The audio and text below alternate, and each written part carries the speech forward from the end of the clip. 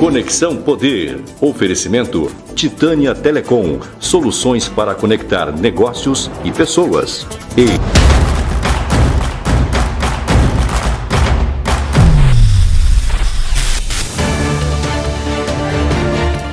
Olá, o Conexão Poder está recebendo o deputado federal Nelson Barbudo, comigo nessa bancada, Leandro Maia, do Repórter MT. Bom, quando o Barbudo vem aqui, a gente já sabe, Leandro, que sempre tem polêmica. Tudo bem, deputado? Tudo bem, obrigado pela oportunidade. É um prazer estar com você e com o Leandro, Marcia. Bom, e aí, como é que está essa questão do, digamos, o caldeirão político? Ele já esquentou? Está começando, né? O fogo está ainda meio baixo, né? Mas a pré-campanha a gente já vê que já deu a largada, né? A gente vê muitos pré-candidatos se movimentando em nível estadual, as convenções estão próximas, né? E o tabuleiro político está se ajeitando, a gente já conhece praticamente as chapas, né? Agora com uma mudança do ano passado, que não tem a coligação, né, Márcio? Agora cada partido tem a sua chapa para federal e para estadual, sendo aqui no Mato Grosso 9 candidatos por chapa. Nós somos 8 federais e tem uma vaga a mais, a candidato, né? Então são 9 pré-candidatos, sendo 3 mulheres e 6 homens. Então já começa a gente ouvir, nós sabemos quem são as pessoas e o fogo ainda está meio...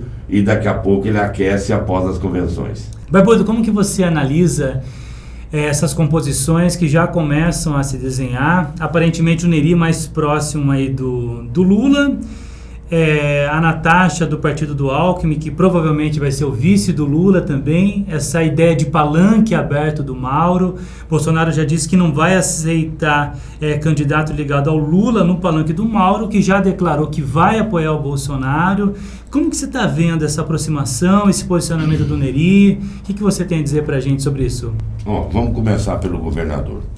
Por exemplo, o palanque aberto para o Bolsonaro e para o Lula, eu acho que não vai dar certo. Como que o governador Mauro vai estar numa cidade com o Hélito e em outra cidade com o Neri pedindo voto para o PT? Porque o Neri se declarou aliado ao PT. Isso não é invenção minha. Mas ele já declarou também que o Neri, não, estando ligado aí com a Márcia Pinheiro, que está no PT, não sobe. É por isso que eu disse que não resta outra alternativa do palanque do governador ser feito somente por bolsonaristas. E nesse ambiente não vai restar um lugarzinho, não tem uma vaguinha para o Neri. Eu não tenho nada contra o Neri, nada contra o Fávaro, nada contra o Jaime. Eu sou o Hélito, né, na questão partidária, o Hélito é do meu partido, o partido Bolsonaro. E eu acho que se o Neri escolheu, por exemplo, essa vertente da esquerda, sabendo que o Mauro Mendes já tinha feito e acenado um compromisso com o Bolsonaro, se o Mauro não der palanque para ele, ele tem que ficar com as consequências e tocar a candidatura dele, buscando os votos da esquerda. Você esperava essa aliança do Neri com o PT? Não, sinceramente eu não esperava. Te surpreendeu? Me surpreendeu porque eu vivi 3 anos e meio com o Neri lá na Câmara e ele acompanhou o governo. Sim, sempre o Neri acompanhou o governo. E quando eu vi essa decisão, essa atitude do Neri, eu me surpreendi, né? E achei... um pouco estranho, mas só que quando a gente analisa os fatos, lá atrás, no passado, o Neri foi ministro da Dilma. Então ele tem já uma relação, mesmo que no passado, com o PT, né?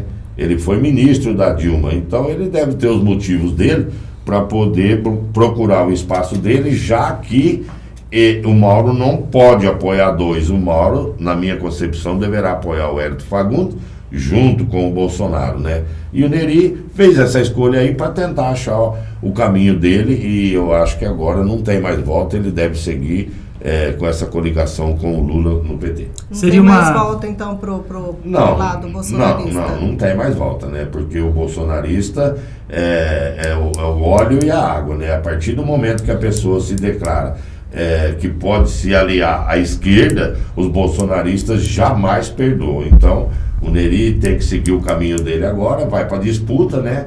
E se por acaso ele vencer, eu espero que ele tenha um desempenho para o bem do Mato Grosso, né? Nós não devemos torcer nunca. Mas o Neri, se porventura ele vencer, eu tenho certeza, o Neri é um homem do agro. Ele é do agro. O Neri é um homem do agro, né? Então, eu não tenho procuração para defender o Neri, não. Mas eu acho que ele, se porventura ele chegar ao sucesso, é um senador a mais do agro aqui para o Mato Grosso. Mas o meu senador é o Ayrton Fagundes. Não vai dizer então que ele é melancia?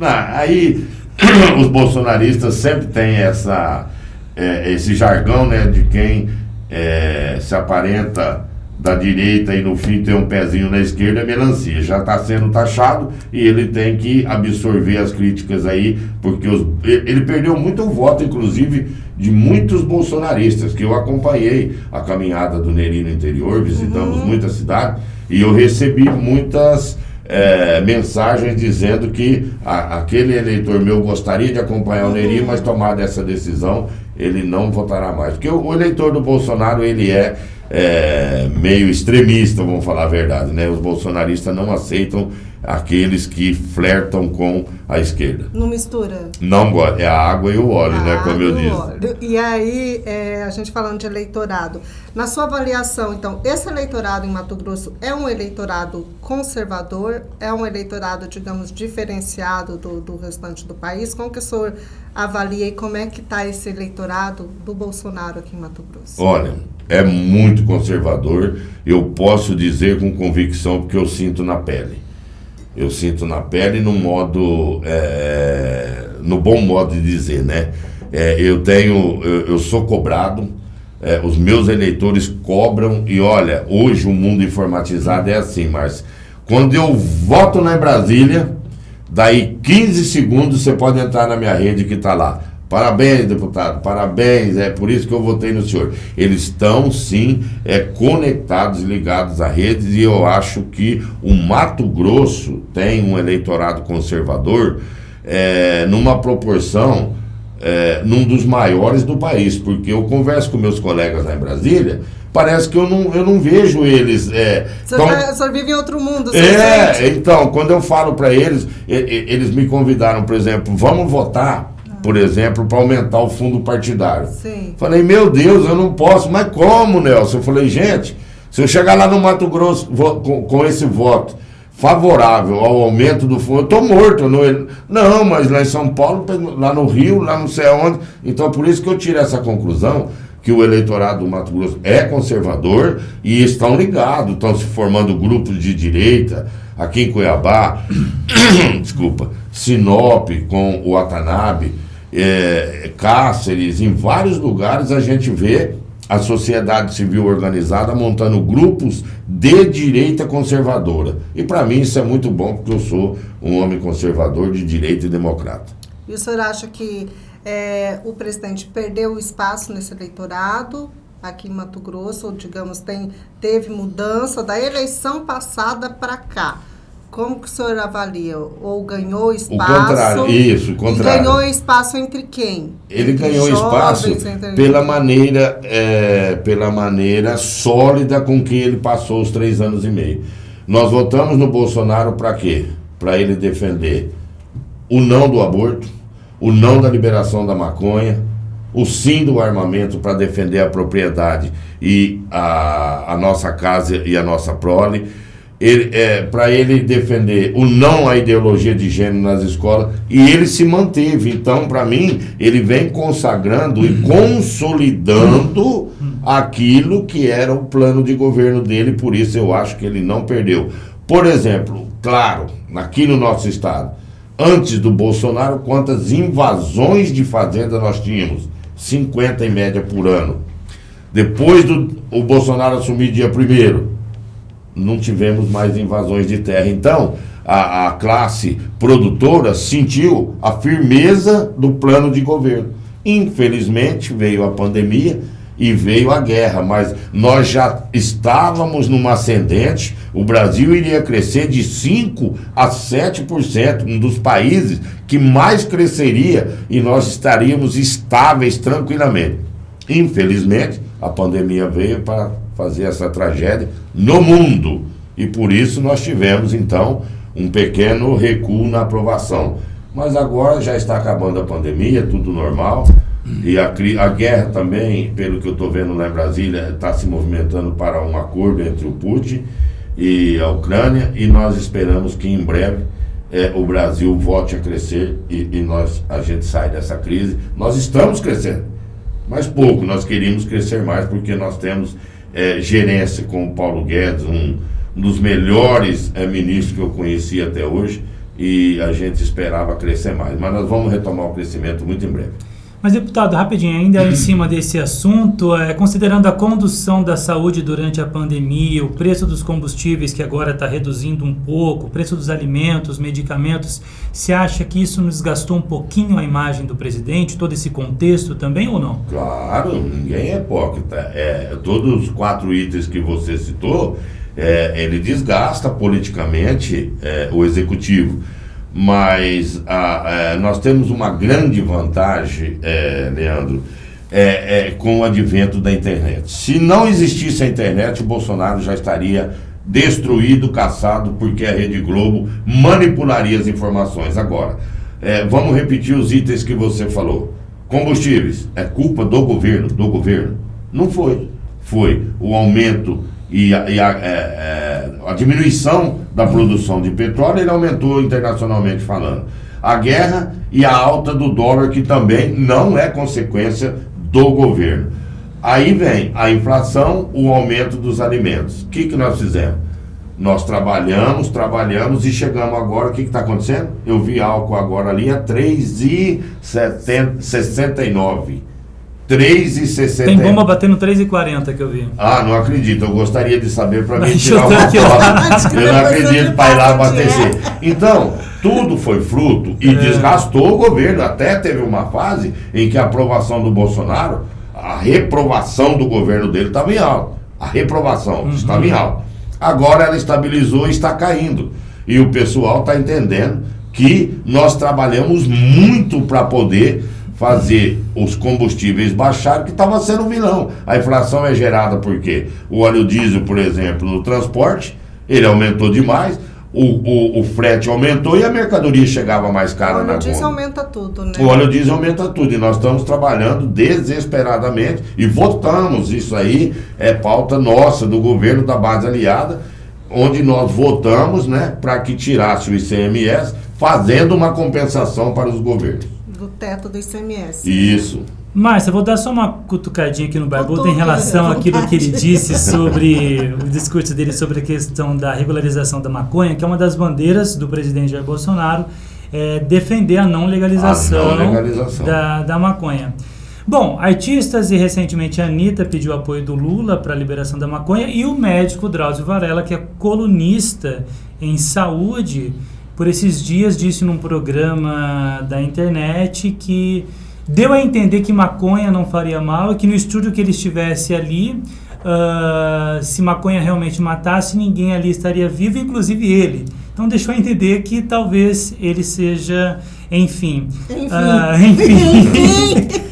O que o senhor pensa disso, desse movimento em prol da legalização da maconha? Alguns dizem que isso iria, de certa forma, reduzir o poder do tráfico, outros dizem que fortaleceria o narcotráfico. Qual que é a visão do senhor? E até desse apelo de algumas personalidades, como a Anitta e o Drauzio, em tentar diminuir os efeitos que a maconha poderia trazer para a sociedade e para as famílias também. Eu acho uma aberração, né? O Drauzio Varela, ele teve uma fase, quando a Globo estava no auge, que ele tinha até um pouco de credibilidade. Depois ele começou com uma mentiraiada junto com o Dória. Enfim, para mim, e essa eu não sabia, porque se eu já tinha restrição quanto aos conceitos dele, depois dele falar isso daí, para mim é zero. A Anitta, para mim, não é artista, ela faz música com a nádega, para não falar um outro termo, né? Para não falar bunda. Para mim, quem canta com a bunda não é artista. Segundo a Elis Regina, quando falaram para a afinada Elis Regina, ela falou, não, eu canto com a garganta, não é com a bunda, esse povo para mim é tudo barrelo. E realmente, o que nós vemos com a Anitta é uma depravação moral. Faz parte dos 10 mandamentos de Marx, né, para destruir a família, destruir a cultura. Então, o que a Anitta fala para mim também não tem valor nem moral nem cultural. O Drauzio Varela muito menos. E outra coisa, nós sabemos, se a liberação da maconha diminuísse o consumo, o mundo inteiro tinha liberado. Não vem que não é por essa, não funciona. A maconha, ela é precursora, depois o cara vai para cocaína, por fim no crack, enfim. Droga é droga e destrói a família. Nós somos contra. E é por isso que eu sempre apoiei. A turma fala, nossa, mas você gosta tanto do Bolsonaro? Não, eu gosto de mulher, eu não gosto do Bolsonaro. Mas eu gosto das ideias que o Bolsonaro defende. O que é? O patriotismo, a família e a pátria. A pátria, a família e o cristianismo. E agora nós temos que defender a liberdade, porque eles vão querer acabar com o que vocês fazem, com a imprensa. O cachaceiro acabou de falar, tem que regular a mídia. Como regular a mídia, ué? Como regular a mídia? Mas tem que ter um limite. Que limite é esse? Como é que você impõe limite? Mas nós sabemos que o cachaceiro vai querer pegar as armas que nós, com tanta luta, conseguimos.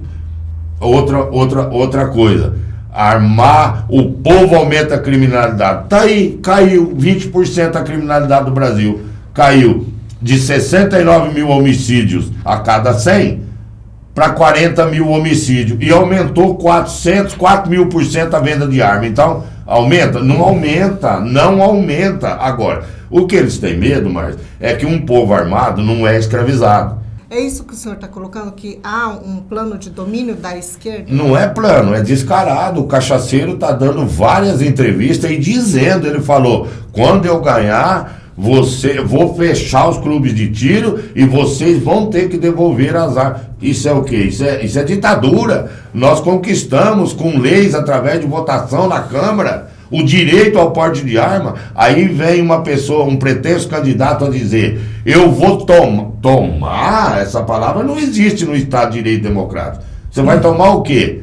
Você pode tentar na Câmara reverter a lei e com a maioria dos deputados fazer. Agora, eu vou tomar as armas? Não é o Fidel Castro, ele não é o Maduro. Que negócio é esse? Eu vou tomar? Eu tenho uma arma, eu tenho porte, aí ele vai falar, quem tem porte tem que entregar na marra? Por quê? A lei permitiu isso. E é por isso que eu não suporto a esquerda, porque, aliás, tem uma coisa para falar, viu, Márcio? Já que nós estamos num bate-papo aqui.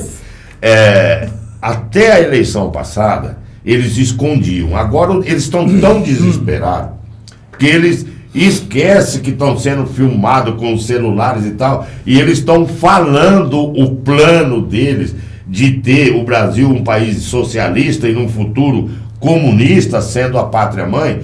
Agora já está normal o Lula falar o que ele vai fazer, né? Ele já fala que precisa soltar os bandidos, que eles são vítimas da sociedade, os presos, que a mulher tem que ter o direito a abortar, mesmo estando com 7, 8 meses de gravidez. Então nunca foi tão fácil votar. Nunca foi tão fácil votar. O evangélico, o cristão, o pai de família, o conservador, ele dá uma corrida na internet, no Facebook, ele já sabe nem quem ele pode e nem quem ele não pode, porque as propostas para mim são indecentes e eles usam da mentira e de subterfúgio, eles praticam e acusam os outros de praticar. Mas o finado Marcos, né, ensinou eles direitinho, só que nós estamos de olho. Tem gente como eu, guardado as proporções, na minha pequenice, que e nas minhas palestras e nos meus vídeos, desculpa, eu levo essa mensagem para que o nosso povo não caia na esparrela de deixar o socialismo. Vamos lá, a nossa querida Argentina, em 2 anos, está sendo destruída. 2 anos, o povo arrependido, e agora é tarde, porque eles mudam a Constituição e aí o socialismo vem e a miséria vem junto, porque o capitalismo é que produz para distribuir a riqueza. O socialismo vai bem até quando tem um dinheirinho do capitalismo. Acabou, vem a fome, a miséria e a ditadura. Pegando esse gancho aí das armas, que o deputado estava falando, antes da gente começar a entrevista, a gente até comentou de uma situação, uma polêmica nacional que tem tido aí, que é com relação àquele caso lá de Foz Iguaçu, onde um bolsonarista matou o petista no aniversário, né? Teve uma briga ali antes de tudo, né? Até agora a gente não entendeu direito, né, essa relação deles, como é que era, mas é inegável, as imagens mostram que teve uma briga e infelizmente terminou nessa tragédia.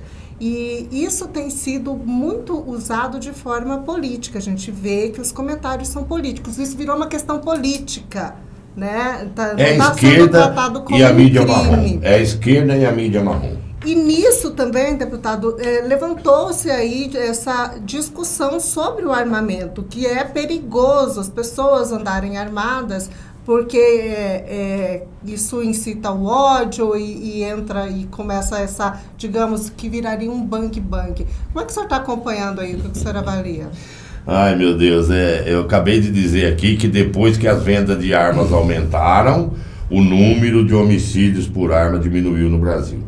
Eu vejo isso o seguinte, a esquerda polemizando mais uma vez, né? Agora, a diferença da esquerda e da direita é essa. O Bolsonaro não protegeu o cara dito bolsonarista. Ele ligou, inclusive, para a família do outro que morreu e disse que não coaduna com violência. Acabou de falar isso, o cachaceiro, num discurso, falou, homenageando o vereador que, para defender ele, lá em frente ao Instituto Lula, empurrou um cidadão que bateu a cabeça, teve traumatismo craniano e agora, em função dos ferimentos na cabeça, veio a falecer. O Lula agradecendo o vereador que empurrou o senhor de idade, bateu a cabeça na carroceria do caminhão e morreu. Então, o brasileiro tem a memória um pouco curta, né? O assassinato do Celso Daniel, o Marcos Valério falou em alto e bom som, o mandante do assassinato, o Celso Daniel, é o Lula. E não tem problema, né? Aí não tem problema. Então, essa história do bolsonarista matar, nós vimos, as câmeras mostraram, foi uma briga entre dois cidadãos. Eles que eram policiais, né? Todos envolvidos ali estavam armados. Estavam armados, esse porte, né? Mas o porte da profissão deles. Então, o porte da profissão. Né? Mas então, mesmo que não tivesse porte de arma para o cidadão, né? iria acontecer, porque os dois eram do setor de segurança e poderiam ter armas, né? Mas eu vou reafirmar aqui a minha vontade de que a legislação facilite mais o porte de arma, porque o cidadão desarmado, ele é usado pelo Estado, e nós sabemos que quando o Estado quer desarmar a população, ele tem uma segunda intenção. Ele tem medo do cidadão armado. Eu sou favorável ao porte legal de arma, com todas as instruções, com todos os procedimentos, como eu fiz o meu, fiz exame psicotécnico, com psicólogo, enfim, tem uma série, inclusive um exame muito difícil, depois a prova de tiro, tem uma... Não é assim, vou chegar lá e comprar... Não é igual comprar um celular. Não, aí o pessoal acha que é para liberar, comprar revólver no supermercado e tal, nada disso. E nós vemos aí o pessoal que tem porte aqui em Cuiabá. Houve uma fatalidade agora com o pessoal da segurança que tinha arma. Agora, de um CAC aqui em Cuiabá, quanto tempo não acontece aqui um homicídio de um CAC, daquelas pessoas? E olha que aqui em Cuiabá tem CAC, clube de tiro. Há um certo tempo aí houve um caso que eu me lembro. Então não vem que essa cantilena que se liberar o porte de arma começa uma mortandade de gente. Porque o pessoal sabe que tem pena, que você vai ser responsabilizado e chega a 30 anos de cadeia. Não é assim que todo mundo vai sair dando tiro, não. O Brasil não é uma república de banana. Mas, deputado, ainda sobre essa questão da intolerância política, né? Por mais que o senhor tenha colocado o posicionamento aqui do presidente de não compactuar com a violência e de não também recrutar apoiadores que manifestem violência, Mas você não acha que em algum momento lá atrás, com essa afloração política, essa ascensão do Bolsonaro e também essa briga entre o bolsonarismo e o petismo, você acha que em algum momento essa violência com base na intolerância política ela não foi de certa forma incentivada e o quanto isso pode ser prejudicial lá na frente, dependendo do resultado das eleições? Totalmente inverso ao que o senhor coloca. Vamos voltar no passado. As manifestações pró-Bolsonaro, quantos pneus que foram queimados, quantos bancos foram destruídos. Não, independente do lado, eu estou falando dos então, dois mas, lados. não, mas se o assim, Bolsonaro incitasse a violência, as nossas manifestações aqui em Cuiabá seriam de quebra-quebra. Nunca houve. É o contrário, o Bolsonaro nunca pregou a violência. E nós vimos várias vezes os vermelhos, os comunistas fazerem manifestações, ateando fogo em pneus, quebrando, você não lembra? Os black blocs lá naquelas manifestações. As do bolsonaristas, nós juntamos milhões na Avenida Paulista sem uma vidraça quebrada. Então não tem como atribuir o Bolsonaro a incitação à violência. Não tem como atribuir, porque não tem fatos. Agora, você quer fatos dos comunistas? É facinho. Os sem terra invadem, matam as vacas dos proprietários, destroem plantações, destruíram a Embrapa, destruíram plantações de laranjais no estado de São Paulo, alegando que era para tomar a terra. A violência parte da esquerda. A própria Benedita da Silva disse que sem derramamento de sangue não haverá vitória da esquerda. Tem uma listinha de esquerdistas. Mas houveram falas do presidente um pouco mais acaloradas, né? Não, mas isso é normal. O cara que é atacado, o cara que é agredido, 24, até dormindo ele é atacado, chega um momento que ele precisa reagir. Apesar de contas, ele é homem, ele é do exército, ele tem que reagir, porque senão... Então, de certa forma, ele se posiciona em algum momento... Mas todos se posicionam. O homem que não se posiciona é covarde. Um homem que não se posiciona é covarde. O que nós estamos falando é incitar a violência. Eu quero que o senhor me mostre onde que o Bolsonaro incitou. Por exemplo, eu estava lá dia 7 de setembro passado e ele acalmou a população, que o povo, eu estava presente, ia derrubar o STF na mão, na unha. E o Bolsonaro teve a sensatez e a sensibilidade de pedir para que aquilo não acontecesse naquele momento. Então, essa história de que o Bolsonaro incita a violência não cola comigo, e eu vejo a esquerda no mundo sendo muito mais violenta. Aliás, depois que eles chegam ao poder, eles praticam a violência contra os cristãos, contra as mulheres, contra as crianças. Já visto que o Che Guevara matava mulher grávida. Agora, eu não consigo entender, mas como um cidadão, eu acho que é de pouca escolaridade ou fizeram lavagem cerebral nele, porque adorar, falar que é ídolo um cara que matava mulher grávida, que gostava do cheiro de sangue humano, me respeita. Eu tenho lido, acompanhado, eu tenho esse jeitão, mas estudei. Eu sou bacharel em Direito e acompanhei, e desde os meus tempos de faculdade eu repudiei, porque eu sabia que os comunistas de Cuba praticavam tudo isso. É por isso que eu tenho aversão à esquerda. O senhor vê aí algum risco político para o Brasil agora? A gente está vendo, o senhor está falando da esquerda, né? E a gente está vendo os países no entorno, todos estão, digamos, vermelhando, né? Sim. Todos estão aí indo para esse lado do socialismo. O senhor acha que tem esse risco político? Não, eu vejo o povo brasileiro já bem instruído, bem politizado, e mais uma vez agradecer a internet, né, a modernização dos meios de comunicação. Eu não tenho medo, eu tenho certeza que as eleições acontecendo de forma limpa, nós teremos a vitória da direita. Eu não acredito nessas pesquisas. Mais uma vez, vamos voltar no passado.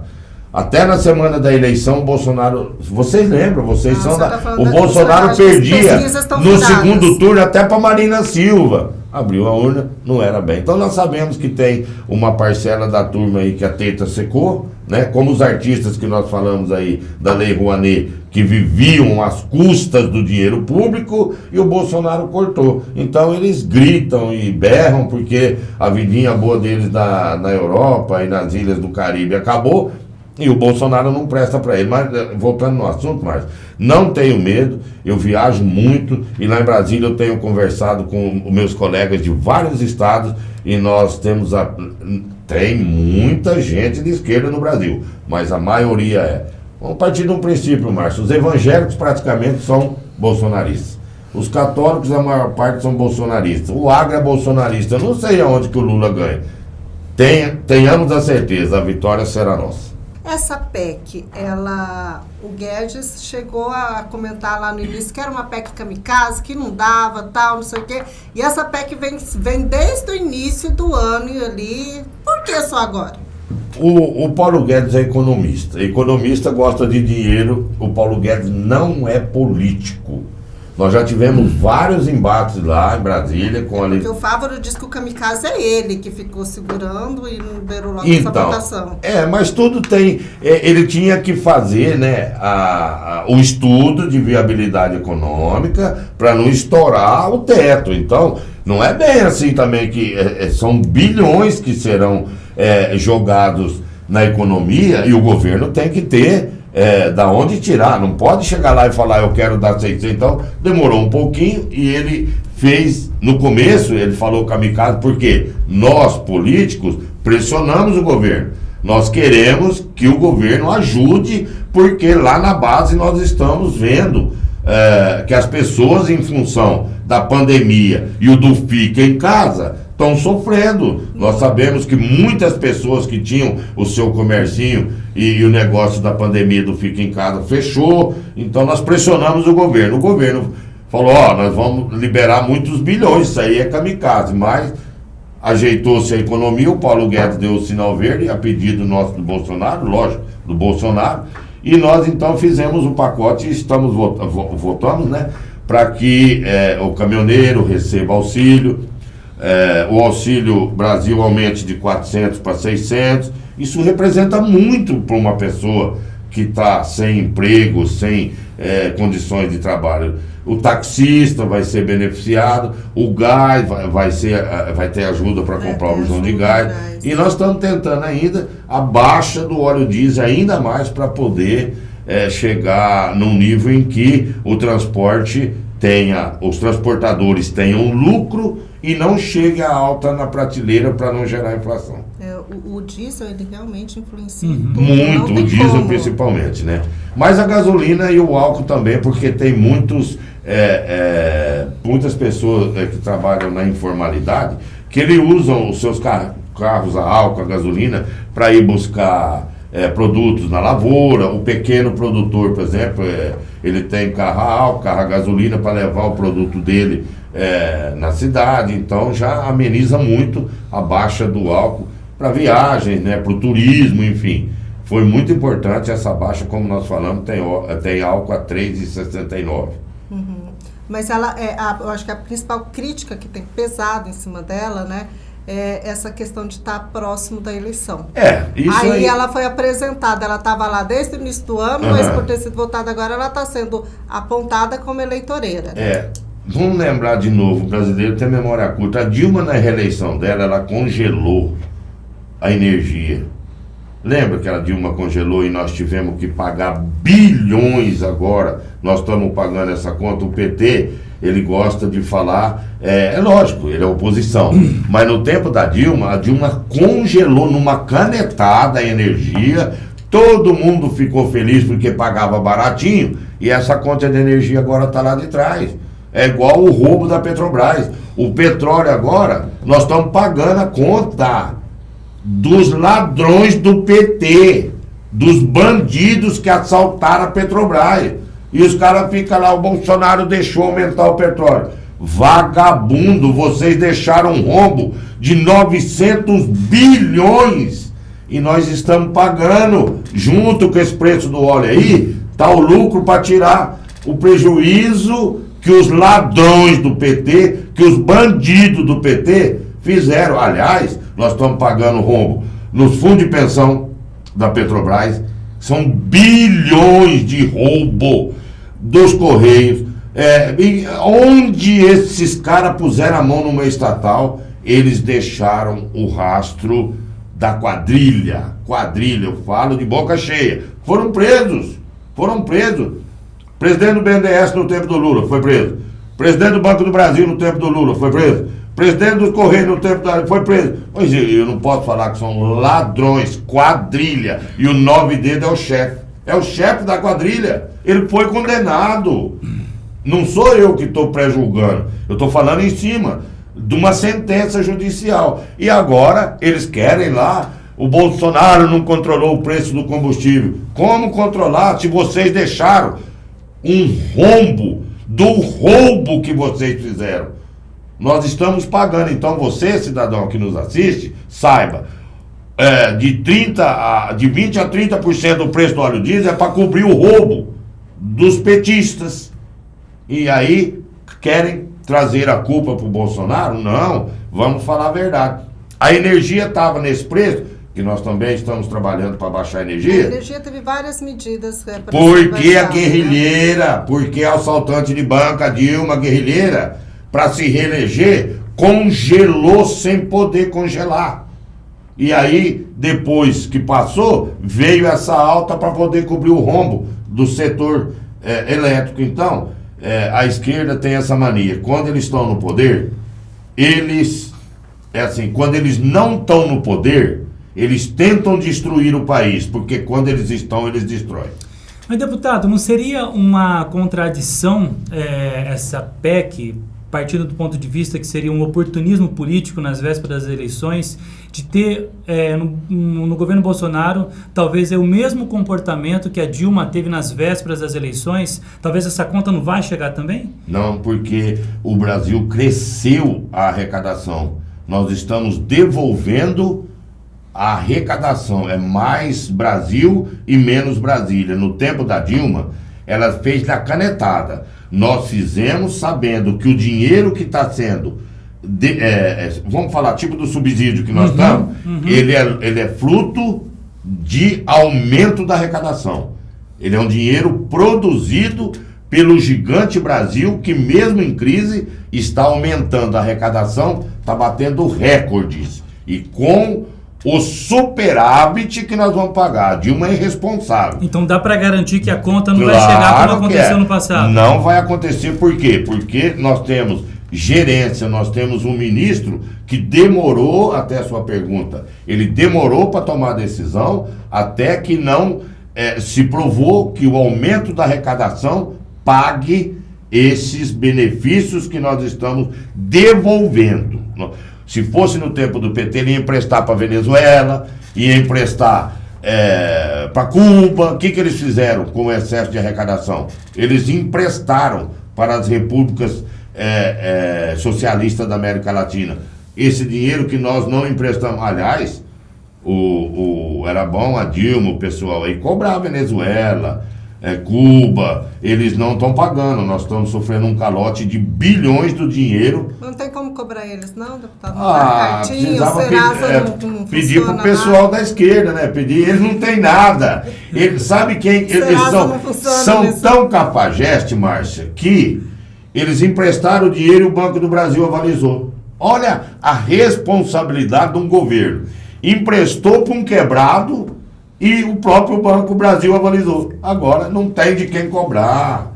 Não tem de quem cobrar. Para responder a tua pergunta, que eles puseram o tesouro de avalista. Veja bem onde chega a cabeça do mentecapto de um socialista.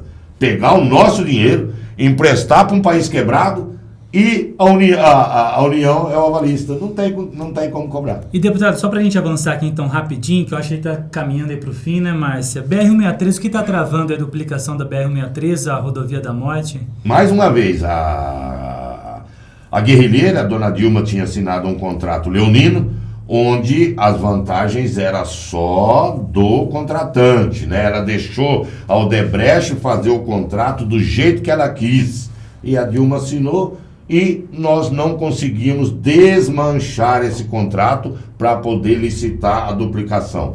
Depois de 3 anos e meio, a gente apanhando, o povo morrendo e o povo reclamando com direito, foi feito o acordo e agora o presidente assinou a autorização para a licitação da duplicação da 163. É difícil porque é uma obra monstruosa, vai ser feito, o difícil que eu falo é moroso. É uma obra que vai ser feita em várias frentes, né? Mas já está praticamente autorizada a licitação. Agora, as empresas que queiram participar do certame deverão participar para poder fazer, então, a tão sonhada duplicação da 163.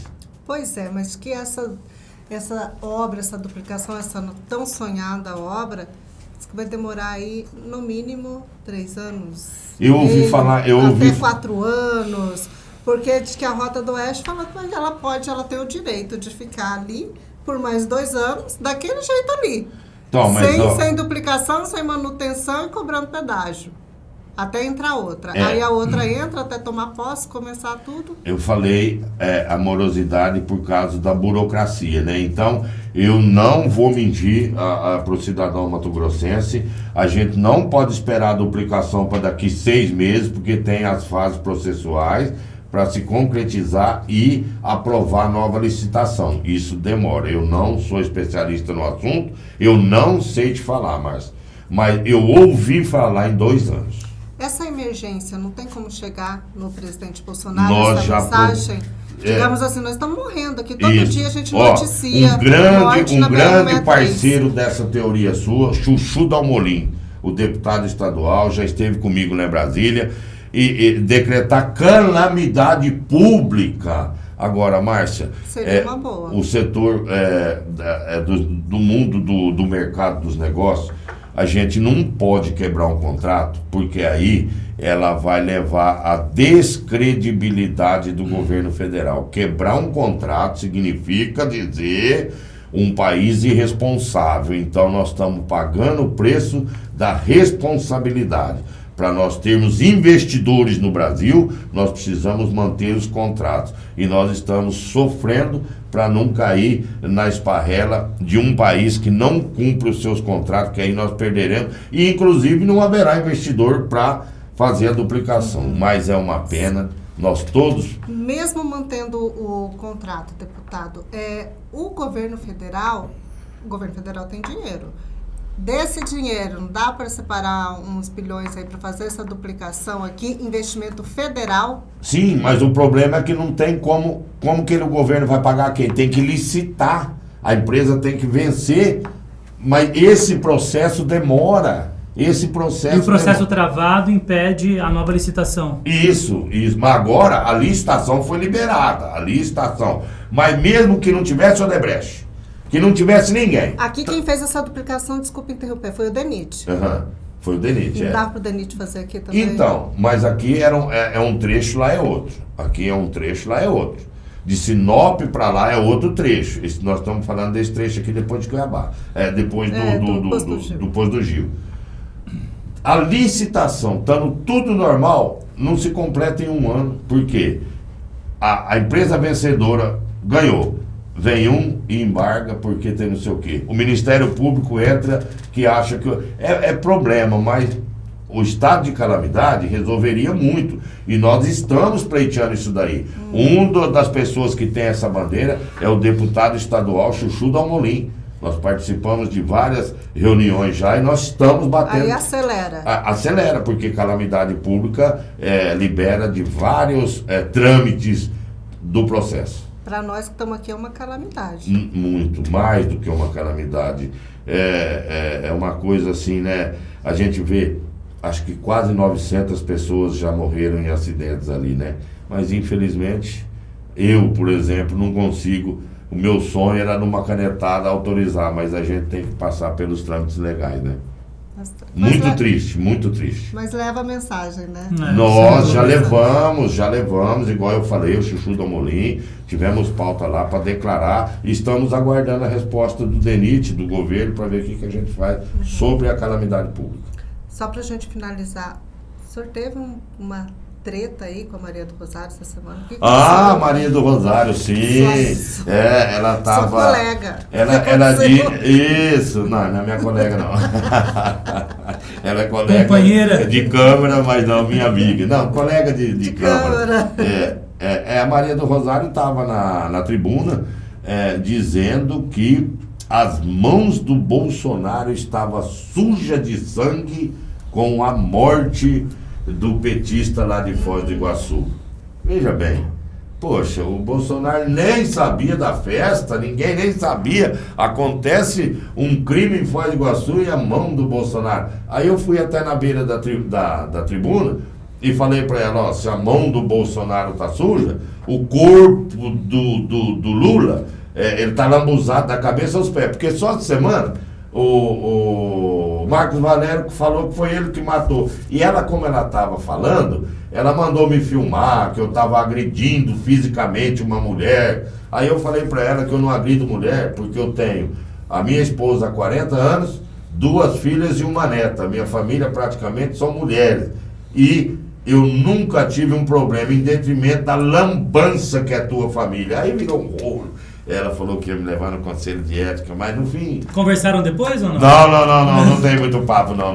Tem conversa. Não tem muito papo com Maria do Rosário. Mas eu tenho só uma última pergunta, que, deputado, tinha uma informação de que o senhor teria sido o terceiro que mais usou a cota de 175 mil para divulgar suas ações, algo em torno de 30 mil. Exatamente isso? O que o senhor tem a dizer sobre isso? Nossa, com o maior prazer e maior orgulho. Eu queria ser o primeiro que mais usasse a cota. Primeiro porque é legal, né? Lógico. E eu vim da mídia. Eu fui eleito com o celular e fazendo vídeos e levando meus vídeos para o estado do Mato Grosso. Aí, quando eu fui eleito, eu parei de fazer meus vídeos, aqueles assobiozinhos que eu dava e tal. Por quê? Eu fui trabalhar. Eu fui para a Câmara. O povo confiou em mim, a maior votação daquele pleito. E eu vim trabalhando.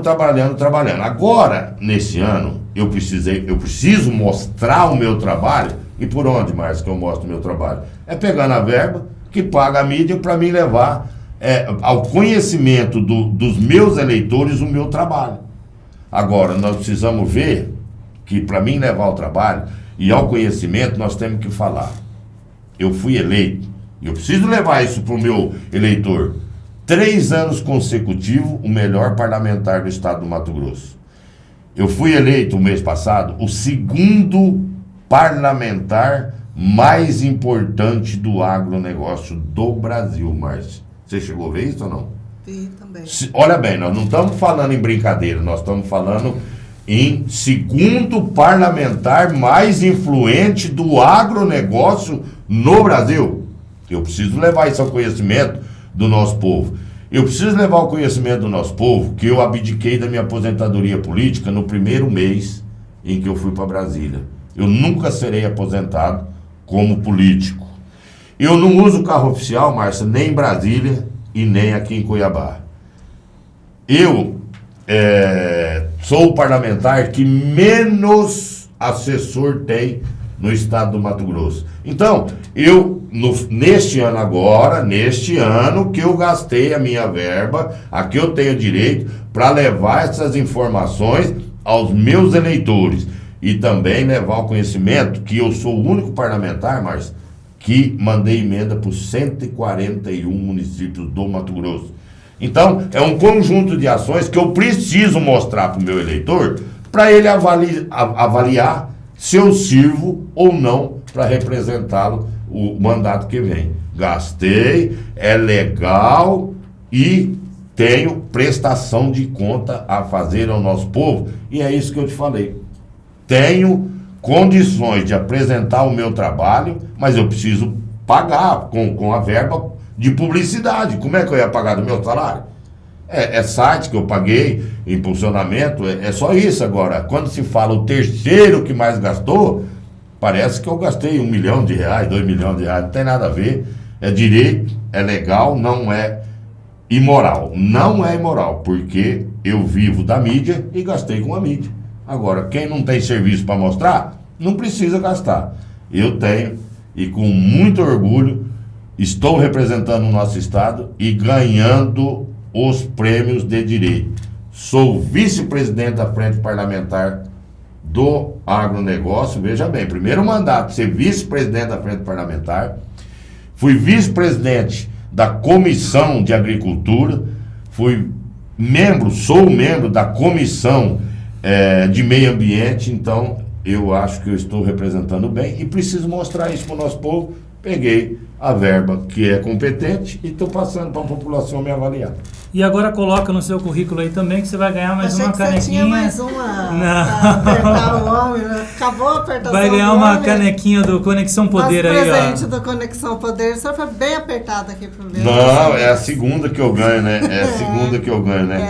Eu esqueci de falar que eu sou o único que voto 100% com o Jair Bolsonaro. O pessoal, quando votou em mim, Márcio, votou para mim apoiar o Bolsonaro. Honrei também meus eleitores e sou o número 1 do Brasil em votos com o governo. Ninguém ganha de mim, eu sou o número 1 em voto do governo. Então, eu acho que eu fiz a minha missão e meu nome vai ser colocado à disposição do povo. Se eles acharem que eu sirvo, voltarei para Brasília. Se eles acharem que eu não sirvo, voltarei para a minha querida Alto Taquari, cuidar da minha netinha Nadine.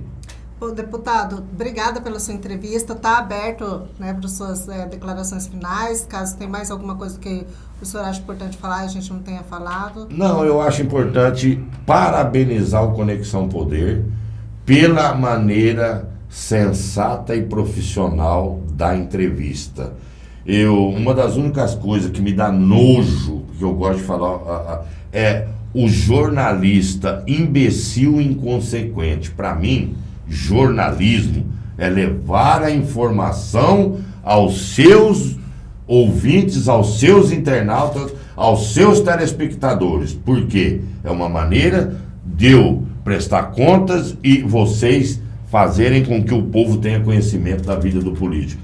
Aí, quando você chega para dar entrevista, as pessoas vêm com umas perguntas nada a ver, umas coisas com pegadinhas para tentar causar polêmica e não leva a nada, não tem produtividade o jornalismo. Pela segunda ou terceira vez que eu venho aqui, eu sou respeitado e vocês pautam pelo bom jornalismo. Por isso, as minhas considerações finais são: parabéns a vocês, parabéns, Leandro, parabéns, Márcia e ao Conexão Poder, pelo conjunto de responsabilidade que vocês têm para com os vossos ouvintes e para com o entrevistado. Muito obrigado, estarei sempre à disposição. Obrigada, está sempre convidado. Obrigada, Leandro. Obrigado, Márcia. Até mais. Obrigado. Conexão Poder. Oferecimento Titânia Telecom. Soluções para conectar negócios e pessoas. E